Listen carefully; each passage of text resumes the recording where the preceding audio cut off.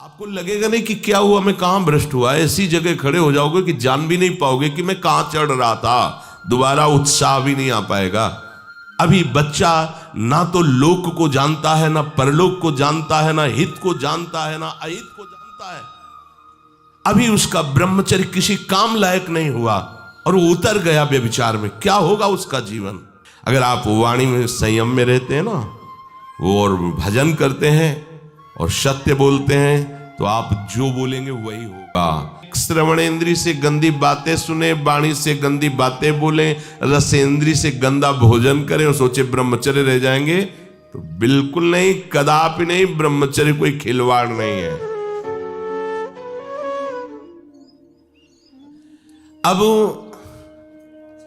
जो इस मार्ग पर, अध्यात्म मार्ग पर, आनंद मार्ग पर चलना चाहते हैं, तो उनको एक इंद्रिय के संयम के लिए पांचों इंद्रियों पर संयम करना होगा, ज्ञान इंद्रियों पर। एक बात सुधारने के लिए, ब्रह्मचर्य का रक्षा तभी वो उपासक कर सकता है जब सर्वतोभावेन ब्रह्मचर्य होगा। एक जनेन्द्रीय के ही ब्रह्मचर्य की पुष्टता का जब आप लक्ष्य कर लोगे, तो उसकी पुष्टता के लिए आपको सर्वतोभावेन ब्रह्मचर्य धारण करना पड़ेगा। सर्वतोभावेन नेत्र का ब्रह्मचर्य, जो नेत्र किसी को भी देखकर भोग कामना कर लेते हैं, भोग बुद्धि से देखते हैं वस्तु को, व्यक्ति को, किसी को भी, ये नेत्र से व्यभिचार हो रहा है। इसीलिए सावधान रहना चाहिए। जैसे नाटक, सिनेमा आदि हैं, वहां तो जान रहे हो चित्र हैं, पर उनमें जो अभिनय करने वाले जन हैं वो तो संसारी जन ही है ना। उनका पहनावा, ओढ़ावा, हाव भाव, अंग प्रत्यंग, अगर आप भगवत भाव से युक्त है तो संपूर्ण सृष्टि में कहीं भी दृष्टि जाए अपने प्रभु की भावना होती है। पर वहां तक पहुंचने के लिए आपको ये त्यागना होगा ना। आप किसी का अनुकरण न करें, आप अपनी स्थिति को देखें। अगर आप किसी का अनुकरण करते हैं कि हमने उनको देखा है, वो टीवी देख रहे हैं, तो टीवी में क्या देख रहे हैं, कहाँ स्थिति है, हमें क्या पता। हमको जहां पहुंचना है उसके लिए हमारे लिए बाधक है, हमें नहीं देखना है। अगर आप माना कि कोई नाटक ही देख रहे हैं, कोई ऐसे सीरियल ही देख रहे हैं, पर उसमें अभिनय करने वाले तो संसारी भोगी पुरुष ही है ना। आप कोई त्यागी जितेंद्री महात्मा को थोड़ी देख रहे हैं। तो उस देखने में तन्मयता आती है, जिसको हम देखते हैं उस पर हम आसक्त होते हैं, तभी तो उसका सुख दुख अनुभव होता है।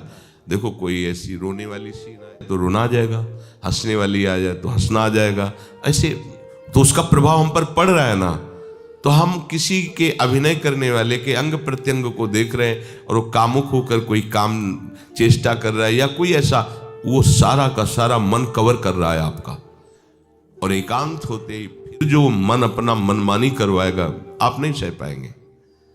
इसलिए नेत्र का ब्रह्मचर्य सबसे पहले शुरू कीजिए।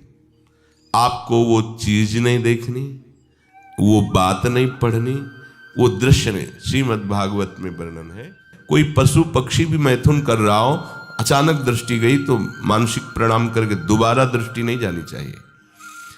इसीलिए लिखा है कि आप एक धनुष भूमि को देखकर, एक धनुष, इसमें किसी की हानि नहीं होगी, आपकी भी हानि नहीं होगी। आप एक धनुष भूमि देख करके ही चलिए। मतलब बहुत लंबी दूरी देखने की जरूरत नहीं है, बहुत दृष्टि उठा करके इधर उधर गर्दन हिलाने की जरूरत नहीं है। और जैसे कि कोई टक्कर मार सकता है, तो देखो जिनको प्रारब्धानुसार टक्कर लगनी होती है ना, वो चाहे जितनी सावधानी से चलो, वो प्रारब्ध आकर के दंड देता है। अन्यथा सीम की चाप सके को तासु बड़ रखवार रमापति जासु। आप जा रहे हो भगवत चिंतन करते हुए, तो प्रभु का नाम आपका पहरेदार अंग रक्षक है, कोई बाल भी बांका नहीं कर सकता। आपका प्रारब्ध यदि आया है, प्रभु से पास हो गया है कि आपको ये दंड मिलना चाहिए, फिर मिलेगा। आप निश्चिंत रहिए, निर्भय रहिए। प्रभु का जो विधान है वो मंगल करने वाला है। देखो इतने बड़े महापुरुष पूज्य श्री राधा बाबा, श्री आद्याशक्ति भगवती की प्रसन्नता की आराधना कर रहे हैं, क्योंकि श्री कृष्ण हमारे पति हों, इस सिद्धांत की पुष्टता के लिए। और पैर फिसल जाता है, स्नान करने जाते हैं, खड़ाऊ पहने हुए थे, अंग टूट जाता है, दवा नहीं लेते, बांस की खिपचाल बांधकर पुनः अनुष्ठान में बैठते हैं। बलिहारी ऐसी सामर्थ्य की, ये भागवतिक प्रारब्ध ऐसे महापुरुषों को भी दंड दे देता है।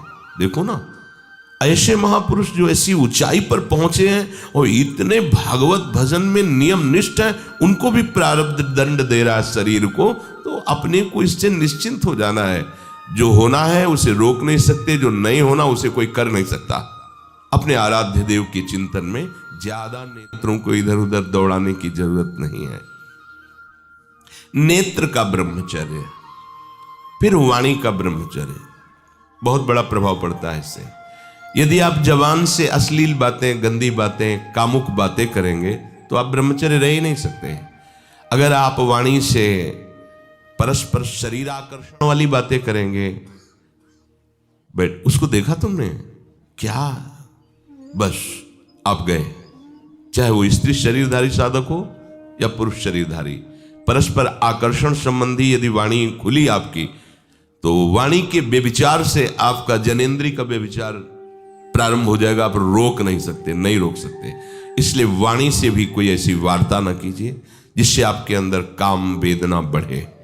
श्रवणेंद्री का, कान से गंदी बातें, व्यभिचार की बातें, कामुक बातें सुनना जिससे हमारे हृदय में कामना जग जाए, बिल्कुल नहीं। भले वो किसी को लेकर टीका टिप्पणी की जा रही हो, देखो वो साधक है, उसको हमने देखा वहां ऐसे देख रहा था, वैसे कर रहा था, वो तो आपको समझ में आ रहा है कि किसी साधक की बात कर रहे हैं, वो तुम्हारे नाश के लिए उपाय कर रहे हैं जो आपको ऐसी बात बता रहे हैं। क्यों? क्योंकि आप भी तो साधक हैं। श्रवणेंद्री का व्यभिचार हो रहा है। आराध्य देव के सिवा और कोई बात कान से सुनना उसे व्यभिचार कहते हैं। इसलिए महाप्रभु कहते श्रवण फूटो जो अन सुनो। ऐसा हमारा अगर कान कुछ और सुने तो फूट जाए, नेत्र कुछ और देखें तो ये नेत्र नष्ट हो जाए, वाणी कुछ और बोले तो मुख हो जाए। हमारी श्रवणेंद्री का व्यभिचार नहीं होना चाहिए।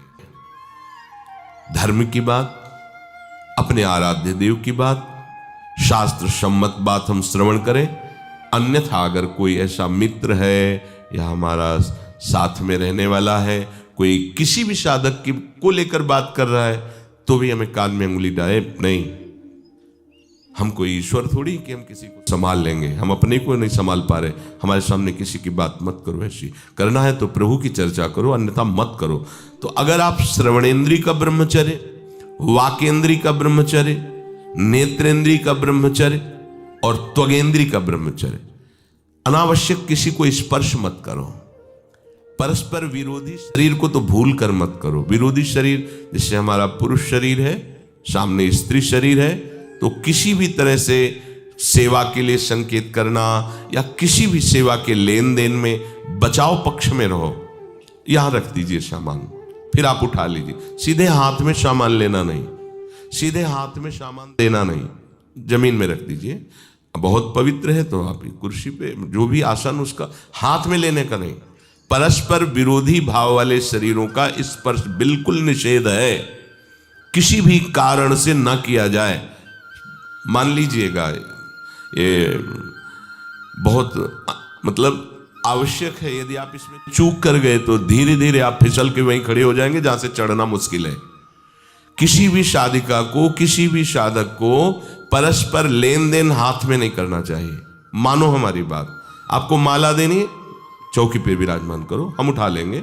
हमें कोई सामग्री, ये सामान रखिए, आप उठा लीजिएगा।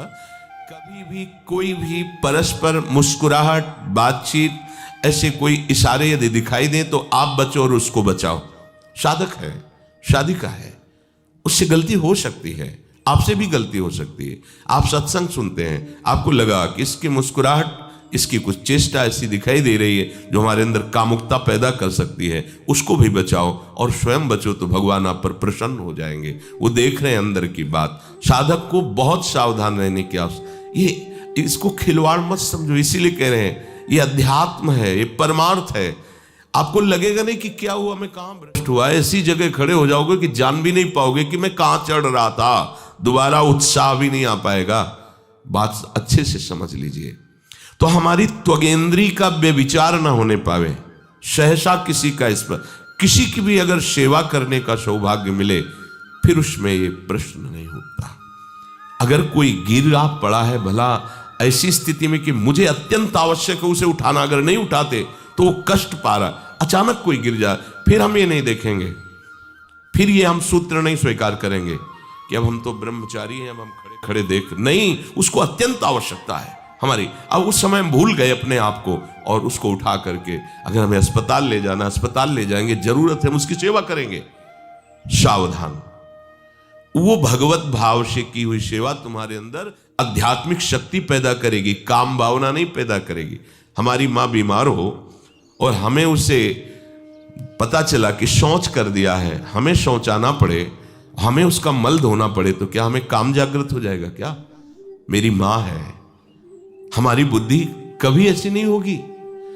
आपका पिता है, आप लड़की हो, कोई दूसरा रह नहीं गया और वो बीमार है, आपको ऐसी क्या काम जागृत हो जाएगा? क्या अगर ऐसी सेवा में काम जागृत होता तो कोई नर्स ही अस्पताल में नहीं होती।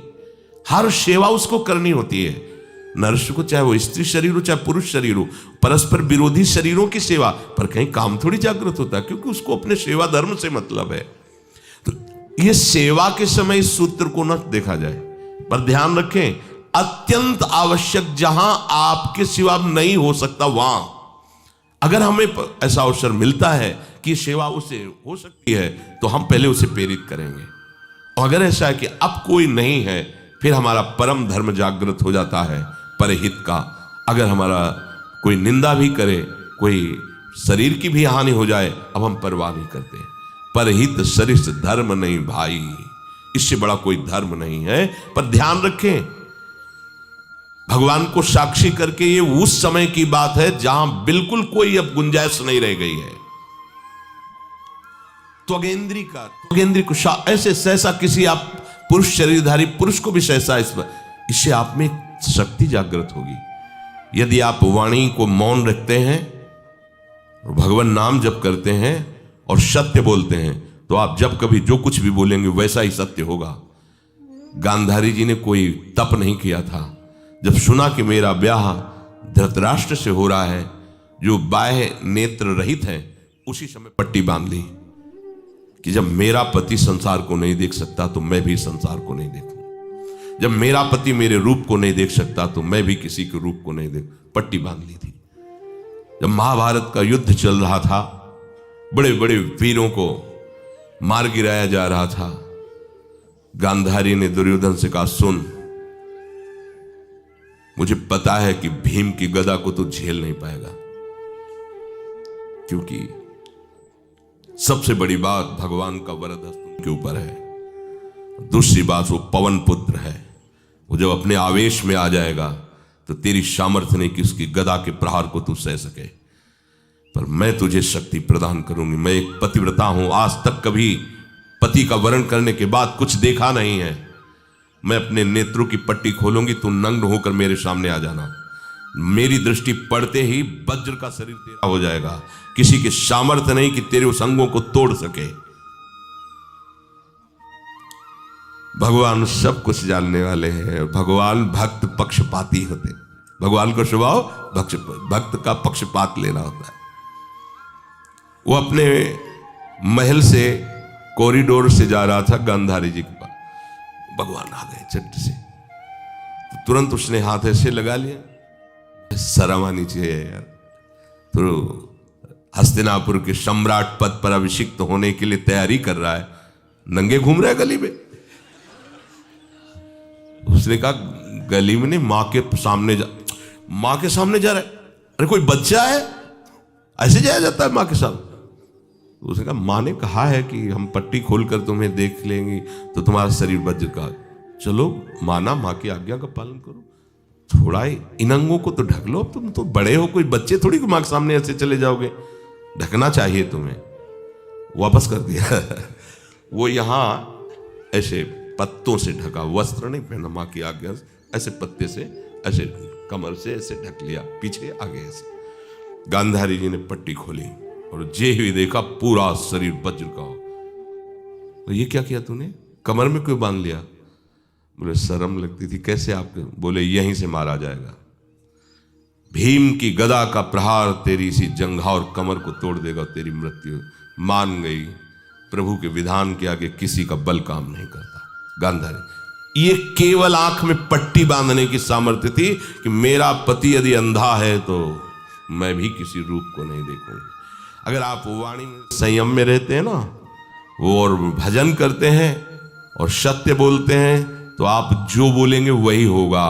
पर ऐसा कुछ अनर्थ वो बोलता ही नहीं, क्योंकि ऐसा संयमी जान जाता है कि इन सब का फल भगवत प्राप्ति है, किसी को कष्ट देना नहीं है। एक एक इंद्री का जब आप ब्रह्मचर्य संयम करोगे तब आपका वीर संयम होगा। ध्यान रखना, आप नेत्रेंद्री से गंदे चित्र देखें, श्रवणेंद्री से गंदी बातें सुने, वाणी से गंदी बातें बोलें, रसेंद्री से गंदा भोजन करें और सोचे ब्रह्मचर्य रह जाएंगे, तो बिल्कुल नहीं, कदापि नहीं। ब्रह्मचर्य कोई खिलवाड़ नहीं है। जो ये तो हुआ इंद्रियों का, फिर आता है अंतःकरण का ब्रह्मचर्य। हमारा मन काम की तरफ तभी जाता है जब उसको निज सुख नहीं मिलता।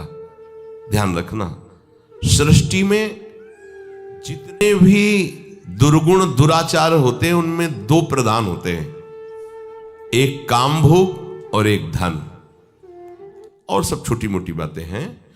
प्रायः जितने भी हिंसा होंगी, जितनी भी भयानक घटनाएं होंगी, भयानक युद्ध होगा, उन दो में अंतर्गत ही होगा, दो के अंतर्गत ही होगा। या उसका कहीं ना कहीं काम से संबंध, स्त्री संबंध से या धन संबंध से है। चाहे जो भी घटना हो उसको देख लेना, प्रधानता दो में ही होगा, कंचन और कामिनी। कीर्ति में कीर्तिवान तो कोई कोई बिरले ही होते हैं, तो वो तो बहुत आगे की बातें हैं। पर प्रायः जितने भी युद्ध हैं, जितनी भी हिंसा है, जितना भी भयानक कुकृत्य है, इन दो में ही होता है। उपासक को ये बात समझनी चाहिए, मन को समझाना चाहिए, सच्ची मानी। मतलब वाणी में शब्द नहीं होता इन बातों को बताने का, यदि कहीं मन को समझाना चाहिए। देखो, अपने लोग उपासक हैं, हम जहां जहां आसक्त हो रहे हैं उसमें हमारे मन का केवल भ्रम है। शरीर के द्वारों में कहीं सुख है, घृणित द्वारों में कहीं सुख है। अगर सुख होता तो इनके भोगने के बाद हृदय कह देता कि अब कछुनाथ न चाहिए मोरे, शांत हो जाता। फिर ऐसा क्यों होता है कि उसको एक जगह तृप्ति नहीं होती, क्योंकि वहां सुख है नहीं। फिर सोचता है शायद उसमें हो, उसमें हो, उसमें हो। पूरे के पूरे युग के युग व्यतीत हो गए, कल्प के कल्प व्यतीत हो गए भोगते हुए, क्या सुख मिला? क्या स्त्री शरीर सोचता है पुरुष शरीर में सुख है, पुरुष शरीर सोचता है स्त्री शरीर में सुख है, या आदि आदि। अगर सुख होता तो पूरे ब्रह्मांड में पशु पक्षी कीड़ा मकोड़ा सब मैथुन धर्म से युक्त हैं, ये सब सुखी हो जाते हैं ना। जो जितना भोगा सकते उतना ही दुखी। देख लो, अशांत, क्लिष्ट, परेशान और पापाचरण युक्त, ये क्या है? मन को समझाइए। वैरागी भगवत मार्ग का पथिक मन के द्वारा ऑपरेशन करता है हर वस्तु का। ये सब, इसको ऐसा ना समझे कि बड़ी गुप्त बातें हैं। गुप्त बातें हैं प्रिया प्रीतम के दिव्य चिदानंदमय रहस्य की, ये गुप्त बातें नहीं, इनको समझो खोल करके। यदि आप किसी भी तरह से हस्तमैथुन आदि के द्वारा, गंदे दृश्य देख करके, गंदी क्रियाओं के द्वारा आप अपना नाश करते रहेंगे, तो ना आप इस लोक में सुखी रहेंगे ना परलोक में। मान लीजिएगा, ये बातें ना तो कही जाती हैं और ना सुनी जाती हैं और ना समझी जाती हैं। इसीलिए हमारा बहुत ही आगे की पीढ़ी, जो सनातन धर्मावलंबी, जो भागवत, हर देश से महान भारत देश को क्यों कहा गया? ऐसा भी है कि अन्य देश स्वीकार किया जाता है कि वो हमसे धनी है, स्वीकार किया जाता है कि वैज्ञानिक तत्वों में भी वो हमसे आगे हैं, पर भारत को महान धर्मशाली देश कहा गया है। कोई भी किसी भी देश का धर्मगुरु हो, हमारे देश में आएगा और हमारी ऋषियों के सूत्रों से ही अपने धर्म को पुष्ट करेगा। साप का मूल जड़ भारत धर्म का है। कहीं भी हो, कहीं भी देख लो, चाहे जिस देश का नाम लो, कहीं ना कहीं किसी भारत के ब्रह्म ऋषि की छाप लेकर के डोल रहा है। भारत भोग प्रधान देश नहीं है, भारत धर्म प्रधान देश है। यहाँ धर्म गुरुओं के द्वारा धर्म स्थापना करके चलाया जाता है। यहाँ आज जो हम समझ रहे हैं कि बाहरी परिपाटी हमारे भारत में आ जाए तो भारत आधुनिक और सर्वश्रेष्ठ देश माना जाएगा, कभी नहीं। भारत अपनी परिपाटी से चलता है, तब सब देशों के ऊपर राज्य करता है। किसी भी देश में न पतिव्रता मिलेगी न यति मिलेगा, ब्रह्मचर्य का कहीं नामो निशान नहीं मिलेगा। ये भारत देश में ही मिलेगा। यहाँ ब्रह्मचारी मिलेंगे, यहाँ सती मिलेंगे, यहाँ प्राणपण से धर्म का पालन करने वाले मिलेंगे। अब हमारे जो नई पीढ़ी है वो आधुनिकता को स्वीकार कर रही। गर्लफ्रेंड, बॉयफ्रेंड, कौन सा रिलेशन है, लिव इन रिलेशन, ये हमारे कहीं किसी भी धर्म ग्रंथ में लिखा हो तो आप बता दीजिए। बाल्यावस्था से आज तक जितने भी धर्म ग्रंथों का स्वाध्याय हुआ, कहीं भी लिखा हो तो ये बोलो सर्वनाश का स्वरूप है कि नहीं है। अभी बच्चा ना तो लोक को जानता है, ना परलोक को जानता है, ना हित को जानता है, ना अहित को जानता है। अभी उसका ब्रह्मचर्य किसी काम लायक नहीं हुआ और वो उतर गया व्यभिचार में। क्या होगा उसका जीवन, क्या होगा जीवन, चाहे वो स्त्री स्वरूप में चाहे पुरुष स्वरूप में हो। क्या बिना संयम के ये पशुता के व्यवहार से किसी की ना लौकिक उन्नति होती है ना परमार्थिक उन्नति होती है। पर कौन सुनेगा? यही कहा जाएगा पुराने जमाने के शास्त्रों को केवल वर्णन कर रहे हैं, ये क्या जाने आधुनिक जमाने को। तो आधुनिक जमाने की दशा क्या हो रही है, आंख खोल करके देखो। कोई बात नहीं, दोस्त बनाना कोई बुरी बात नहीं, इस बात को हम मानते हैं। स्त्री शरीरधारी पुरुष शरीर को मित्र बना सकता है, कोई दोष नहीं। पुरुष शरीरधारी स्त्री को मित्र बना सकता है, कोई दोष नहीं। लेकिन मित्र का क्या कर्तव्य होता है? कुपंथ निवार सुपंथ चलावा, कुमार्ग से हटा करके सुपंथ में चलाना, उसकी समस्याओं को दूर करके उसको आनंद में से युक्त करना, उसको सहयोग करना, ना कि शोषण करना। दोस्ती कहते हैं उसके दुखों को मिटा करके उसको शांति और सुख के मार्ग में ले जाना। इसीलिए ये जो आधुनिकता बढ़ रही है, ये जो खान पान गलत हो रहा है, ये जो दर्शन गलत हो रहा है, तो इस जमाने में ब्रह्मचर्य ये केवल शब्द ही लिखा मिलेगा, जीवन में नहीं मिलेगा। नए नए बच्चे व्यसन कर रहे हैं, नशा कर रहे हैं, गंदे आचरण कर रहे हैं। क्या होगा, कैसे आगे कोई समझेगा शास्त्र क्या है, धर्म क्या है, बल क्या है?